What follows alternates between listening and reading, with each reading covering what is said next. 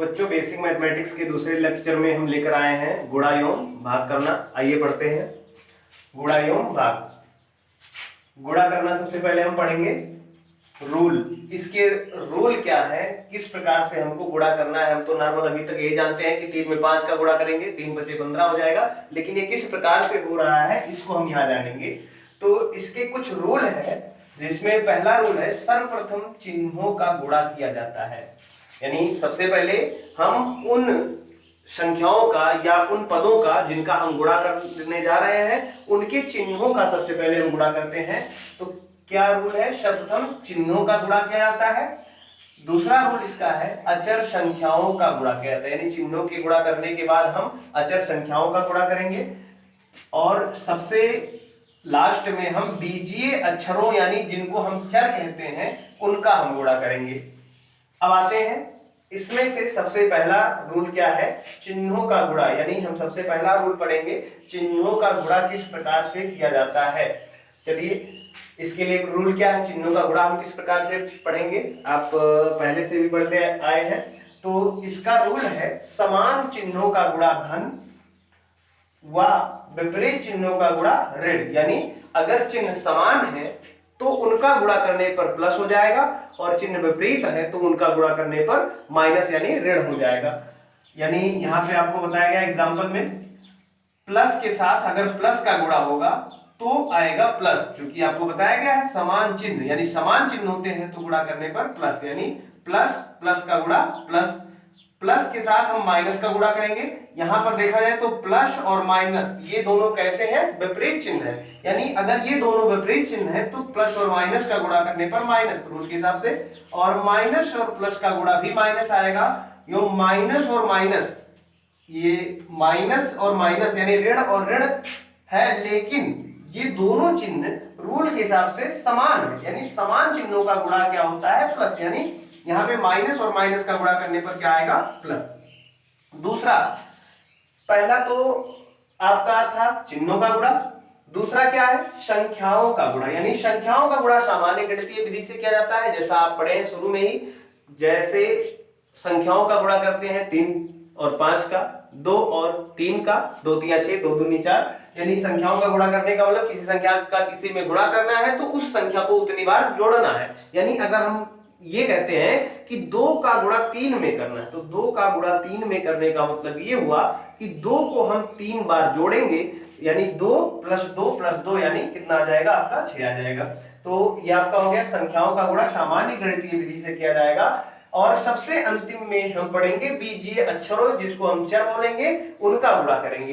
तो क्या होता है बीजीय अक्षरों का गुणा, इसके लिए रूल है समान चरों का गुणा करने पर उनकी घातें जोड़ ली जाती हैं, समान और असमान। ये बातें आपको हर जगह मिल रही हैं, इसको बहुत ही जो है ध्यान में आपको रखना है। समान चरों का गुणा अगर हम करते हैं तब उनकी घातों को जोड़ लिया जाता है, एवं असमान चरों का गुणा जब करते हैं तो उन्हें एक साथ क्रम से लिखा जाता है। यानी अगर हम समान चर का गुणा कर रहे हैं, जैसे a का गुणा a में, यानी a और a कैसे चर हुए, समान चर हुए। अगर हम a का गुणा a में करते हैं तब उनकी घातें जोड़ ली जाएंगी। और अगर अलग अलग चर यानी विपरीत चर हैं, जैसे हम कहते हैं कि a का गुणा b में करेंगे या b का गुणा c में करेंगे, तो उनको एक साथ लिखा जाएगा। और बेहतर होगा यदि हम उनको क्रम से लिखें, जैसे b × a, इसको हम लिखे देंगे b a ना लिखकर a भी लिखेंगे। अब आते हैं तीसरा, वैसे आपका बी ए भी सही है लेकिन सही क्रम जो है आपका ए बी होगा। तीसरा क्या कहता है, चर व अचर का गुणा। यानी जब हम एक चर व एक अचर, चर जैसे मान लीजिए हम चर ए ले लेते हैं, अचर हम कोई संख्या मान लीजिए 2 ले लेते हैं, तो 2 और ए का गुणा। यानी जब हम चर और अचर का गुणा करते हैं तो सर्वप्रथम अचर यानी संख्या को और फिर चर यानी जो बीजीय अक्षर है उसको हम लिखेंगे। चलिए उदाहरण के माध्यम से हम समझते हैं। -3a × 2b, यानी कि ऋण 3a और उसमें गुणा करना है 2b का। तो सबसे पहला रूल हमारा गुणा का क्या है, उसी क्रम में हम इसका गुणा करेंगे। रूल क्या कह रहा है कि सर्वप्रथम चिन्हों का गुणा किया जाएगा। तो चिन्ह का चलिए हम गुणा करते हैं। यहां पे चिन्ह माइनस है और यहां पे चिन्ह, ये चिन्ह नहीं लिया जाएगा क्योंकि हमने बताया था कि बेसिक चिन्ह जो आपका है वो प्लस और माइनस है, यानी ये माइनस है और यहाँ 2b का मल्टीप्लाई हम बिल्कुल नहीं लेंगे। 2b में अगर कोई साइन नहीं है यहाँ पे तो हम उसको प्लस मानेंगे, यानी यहाँ पे प्लस है और यहाँ पे माइनस है। कैसे चिन्ह है? विपरीत चिन्ह है, यानी विपरीत चिन्हों का गुणा आपका क्या हो जाता है? माइनस। रूल के हिसाब से देखिए आपका माइनस और प्लस है तो माइनस और प्लस का गुणा क्या आएगा? माइनस, जो कि विपरीत चिन्ह है तो विपरीत चिन्हों का गुणा माइनस आ गया। अब अगले स्टेप में आप अचर यानी संख्याओं का गुणा करेंगे। संख्या यहाँ पे 3 है, यहाँ पे 2 है तो 3 और 2 का गुणा 6 हो जाएगा। अब हम करेंगे गुणा किसका? बीजीय अक्षरों यानी चरों का गुणा।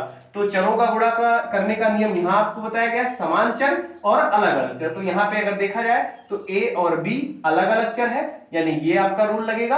असमान चरों का गुणा करने पर उन्हें एक साथ क्रम से लिखा जाएगा, यानी हम यहाँ पे ए लिखेंगे और बी लिखेंगे। ये आपका हो गया।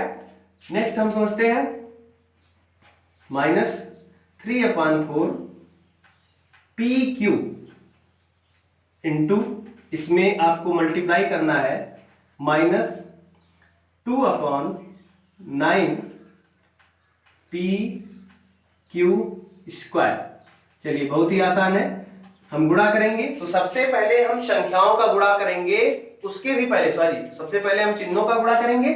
तो चिन्हों का गुणा अगर देखा जाए तो एक टर्म ये हुआ, दूसरा टर्म ये हुआ, यानी यहाँ पे चिन्ह है आपका माइनस, यहाँ भी चिन्ह है माइनस। दोनों चिन्ह कैसे हुए? एक समान चिन्ह हुए, और समान चिन्ह यानी माइनस और माइनस का गुणा क्या होगा?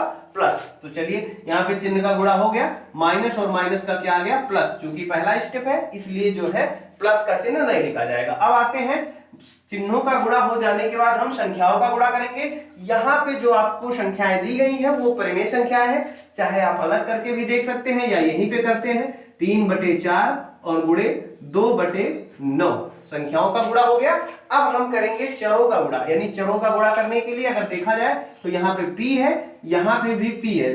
पहले समान चरों का कर लेंगे एक साथ जो एक तरह है, यानी p का गुणा p में। तो p के यहाँ पे कोई पावर नहीं है, तो जहां किसी भी चर का कोई घात नहीं होता है वहां पर हम एक घात मानते हैं, यानी p के एक घात और यहाँ भी p के एक घात, माने कुल मिला के हो गया 1 और 1 कितना हो जाएगा? 2, क्योंकि कहा गया है कि अगर हम समान चरों का गुणा करते हैं तब उनकी घातों को हम जोड़ लेते हैं। अब आते हैं q का गुणा q में होगा, तो q के यहाँ पावर 1 है और यहाँ पावर 2 है, यानी q के एक घात और q के 2 घात मिला के हो जाएगा q के 2 और 1 कुल मिला के 3 घात। अभी ये गुणा पूरा खत्म नहीं हुआ है, इन परिमेय संख्याओं का गुणा हम करेंगे।